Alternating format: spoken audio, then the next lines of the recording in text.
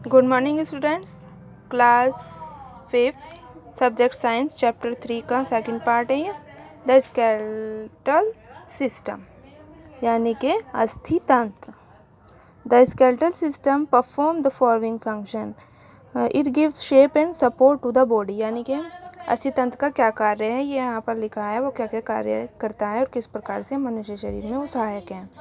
जैसे कि it gives shape, जिसने यहाँ पर बोला है कि ये शरीर को शेप प्रदान करता है, उसे आकार प्रदान करता है और उसे सपोर्ट करता है किस प्रकार से उठने बैठने चलने में। It protects the whittle internal organ of the body. यानी कि ये जो हमारे शरीर के विटल पार्ट होते हैं, यानी कि बहुत ही ज़्यादा वो नाजुक होते हैं, ये उनकी हिफाजत करता है। कैसे हिफाजत करता है, यानी कि देखिए इस प्रकार से मान लीजिए ये स्केलेटल है, इसके जैसे कि माइंड जो होता है ब्रेन, वो ब्रेन भी एक ख़ास अच्छी प्रकार की जो सबसे बेहतर क्वालिटी की बोन है उसके अंदर सेफ होता है। और जो हार्ट है एंड लंग्स हैं वो रिब एक केज की तरह बना हुआ, ये मनुष्य शरीर में एक पिंजर है, अस्थि पिंजर, उसमें सेफ होता है। अब आ जाता है बोन्स। बोन्स किस प्रकार से और कैसे बने होती हैं उसमें bones. The skeletal system is made up of 206 bones. यानी कि मनुष्य शरीर जो बना है उसका जो अस्थि तंत्र है वो बना है 206 हड्डियों से। जब वो बच्चा होता है एक मनुष्य, उसमें कितनी अस्थियाँ होती हैं? 350 बोन्स, यानी कि 350 हड्डियाँ होती हैं। जबकि जब वो जैसे जैसे वो ग्रेव करता है, बड़ा होता जाता है, तो उसकी जो अस्थियाँ होती हैं वो थोड़ी जुड़ जाती हैं और जुड़ने के बाद वो कितनी बन जाती हैं? 206। Bones are mainly made of mineral like calcium. यानी कि जो अस्थियाँ होती हैं वो बनी होती हैं कैल्शियम से और फॉस्फोरस से, और टिश्यूज़ होते हैं उसके इंटरनल पार्ट्स में। जबकि वो बढ़ती हैं, हड्डियाँ बढ़ती हैं जब तक इंसान की हाइट ग्रो होती है, तब तक हड्डियाँ बढ़ती हैं। The big bones are very hard from outside but have a soft substance inside.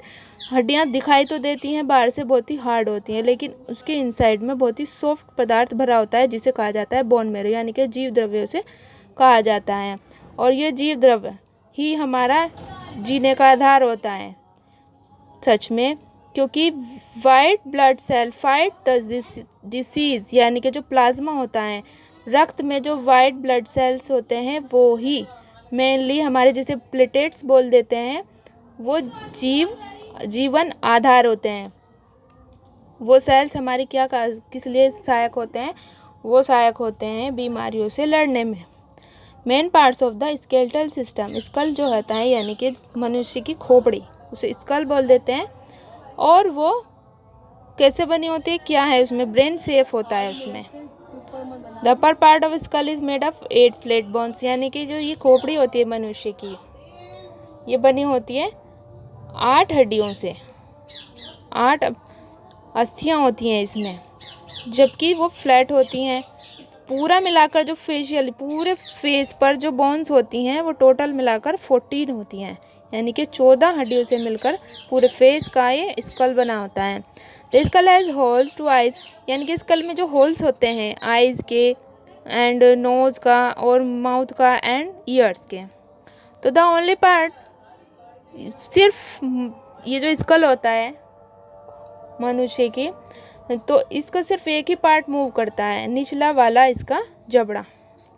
बाकी कोई पार्ट इसका मूव नहीं करता है अपनी जगह से, यानी इसकी अस्थियाँ हिलती नहीं है। जबकि निचला वाला जो ये पार्ट होता है स्कल का, ये मूव करता है।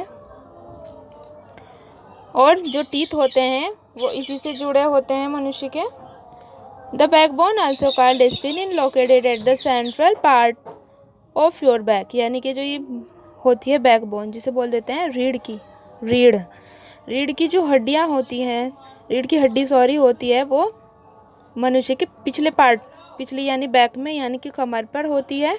और ये एक ही नहीं होती है, ये स्मॉल, बहुत छोटी छोटी सी 33 हड्डियों से मिलकर बनती है। और ये आपस में जुड़ी किस प्रकार होती हैं? स्पिन से जुड़ती हैं। स्पिन क्या होता है? एक प्रकार की पेशियां होती हैं। और ये अटैच होती है हमारे स्कल से, यानी कि मनुष्य की खोपड़ी से ये जुड़ी होती है। क्या? हमारी रीढ़ की हड्डी सीधी जुड़ी होती है स्कल से। अब आ जाता है कार्टिलेज। ये कार्टिलेज होता है उपास्थि। उपास्थि क्या है? Provide the fusion between the vertebrate. It is to elastic substance that holds the bones in place at the joints, यानी कि जो जॉइंट्स होते हैं हमारे शरीर के, तो इस प्रकार से दिखें। जो जॉइंट्स होते हैं ना एक दूसरे से जुड़े होने से, फिर जो उसके अंदर एक वाइट सा होता है जो उसको मूव कराता है हड्डियों को, उसे कार्टिलेज कहते हैं, यानी कि उपास्थि। अब जाता है द रिब केज। ये रिब केज क्या होता है? ये अस्थिपंजर होता है, ये बना होता है, यानी कि रिब केज होता है अस्थिपंजर, पसलियाँ, जिसे हम आम लैंग्वेज में कहते हैं पसलियाँ। वो 12 पेयर्स होते हैं उसके, यानी कि कितने 12 जोड़े होते हैं उसके, और वो एक पिंजरे के आकार से बना होता है इस प्रकार से। और वो क्या करता है? फ्रंट और बैक, फ्रंट से तो हार्ट का और बैक से लंग्स का क्या करता है? हिफाजत करता है।